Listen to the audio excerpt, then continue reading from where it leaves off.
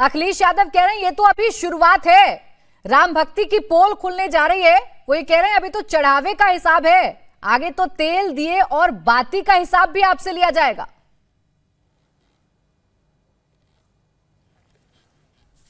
देखिए, हर हिसाब देने के लिए पारदर्शी व्यवस्था से राम जन्मभूमि न्यास तैयार है।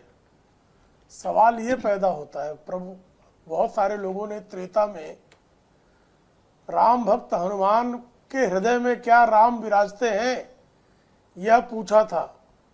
जब राम राज्याभिषेक में हनुमान जी चूड़ामणि की माला को अपने दांतों से तोड़ तोड़कर उसमें राम तलाश रहे थे, तो उन पर व्यंग्य कसा गया, क्या तुम्हारे हृदय स्थल में राम विराजते हैं? तो श्री हनुमान ने जब अपना जो है सीना फाड़कर दिखाया तो उसमें प्रभु राम सीता और लक्ष्मण के साथ विराजमान मिले। तो हमारी पोल भी खुलेगी तो उसमें से भी श्री राम का ही प्राकट्य होगा। लेकिन अगर अखिलेश की पोल खुलेगी तो उसमें से बाबर, औरंग्या और जो है तमाम मुगल निकलेंगे, उसमें से जो है मसूद गाजी निकलेगा, सालार गाजी निकलेगा, उसमें से घूरी निकलेगा, उसमें से गजनी निकलेगा, उसमें से राम और कृष्ण नहीं निकलेंगे।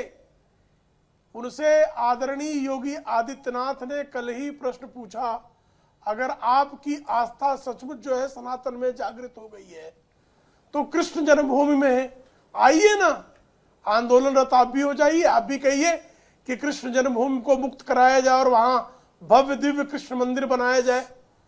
इस पर चुप्पी क्यों साध जाते हैं समाजवादी पार्टी के हमारे मित्र? उस पर अखिलेश यादव चुप्पी क्यों साध जाते हैं?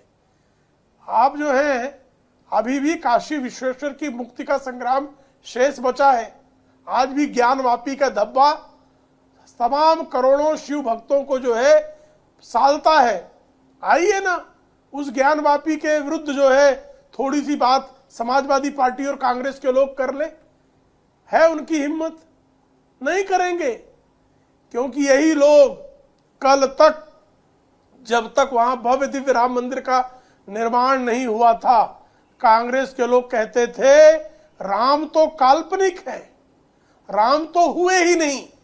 मणिशंकर अय्यर सवाल पूछते थे कि दशरथ का महल तो 10,000 कमरों का था, किस कमरे में रामलला का जन्म हुआ था?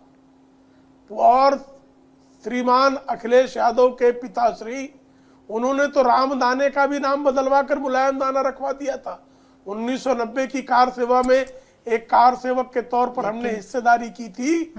1990 की उस प्रताड़ना को तमाम हिंदुओं ने झेला था और किस तरह से जो है अयोध्या को रक्त रंजित करके मां सरयू के जल को लाल कर दिया था कार सेवकों। लेकिन प्रेम शुक्ला जी, विपक्ष का इतिहास बताकर वही मुलायम सिंह यादव कह रहे थे के कारनामों को याद दिलाकर तो हम और इतने बड़े मुद्दे पर पर्दा तो नहीं डाला जा सकता है ना। ये अधिकार तो उनसे नहीं छीना जा सकता है कि जो हुआ है उस पर सवाल पूछ ले।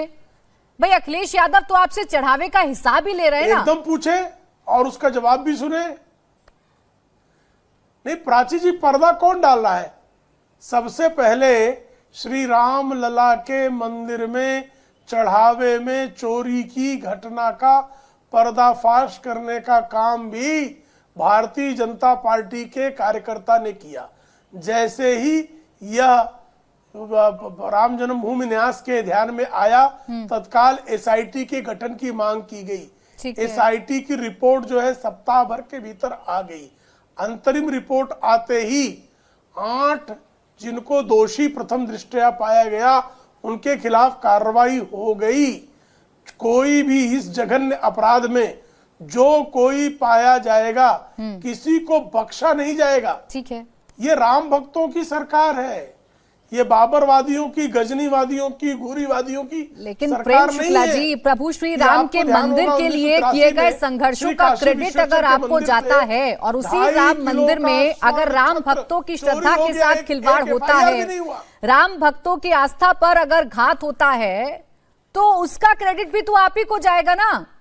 उस पर भी तो आप ही से सवाल पूछेंगे ना कि राम मंदिर तो भव्य बना दिया, नहीं पाएगा। राम मंदिर भव्य तो बना दिया, लेकिन उस राम मंदिर में कितने घोटाले चल रहे हैं, कितने चोर बैठे हैं, ये आपको पता नहीं चल पाया। एक भी जो घोटाला होगा घोटालेबाज जेल में होगा। प्राची जी, जो घोटाला होगा घोटालेबाज जेल में होगा। एक घोटाला नहीं होने दिया जाएगा, बिल्कुल नहीं घोटाला होने दिया जाएगा। ठीक। मर्यादा पुरुषोत्तम राम के नाम पर कोई भी घोटाला करने का प्रयास करेगा वो दंड का पात्र होगा। ठीक है।